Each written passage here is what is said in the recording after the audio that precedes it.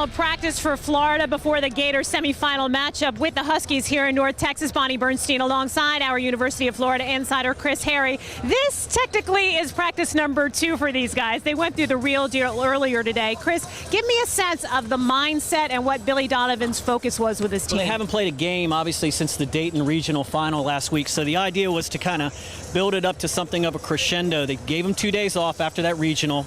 They had a little bit of a practice in the O'Connell Center on Tuesday.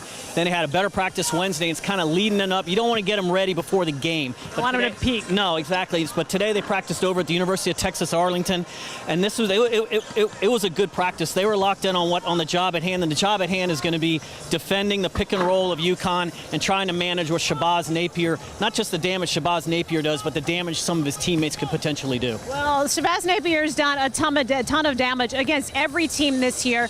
December 2nd, the Huskies won by 1, only one of 2 Florida losses all year. How do they have to approach Napier differently this time around? Well, I think you got to just assume Shabazz Napier, he's a first-team All-American. He's going to get what he gets. You just can't let him go absolutely crazy, and you can't let DeAndre Daniels get 15, 16 points and Ryan Boatwright get 12. This Florida defense has been terrific in the postseason. 54 points a game, 39% from the field, 24% from three-point range, and have won every game by double digits. They play off defense. Defense begets offense. That's the way it's got to be, and it's got to start inside. That's where Florida has a big advantage. They can't let things start getting easy for UConn down low, because UConn doesn't operate down low. They go outside in. Florida wants to go inside out. A lot of people probably forget that in that loss to the Huskies back in December, that was only Scotty Wilbekin's 3rd game back, coming off suspension. Senior-laden team, but still sort of gelling in that regard. How do you think they have evolved to the point where they have the potential to win it all this year? Well, I mean, this is a team that's used its failures from the past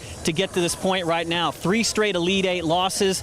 Billy Donovan went into the season saying this team is going to be connected. We fell apart when games really mattered last year. That's not going to happen. He got them in a sense where they in group sessions where they got to trust each other and talk to each other and tell each other secrets and became a much closer team, and that spilled over onto the court, Bonnie. And you know, what adversity that you have on the court could possibly be worse than some of the things that these guys have been through in life. That's what he kind of tried to teach them, and it's worked this season to the tune of 30 wins in a row. 30 wins in a row. That's a big number for the Gators. Can they make it number 31 in the national semifinals against Connecticut? Keep it here on CampusInsiders.com for all your Final Four updates.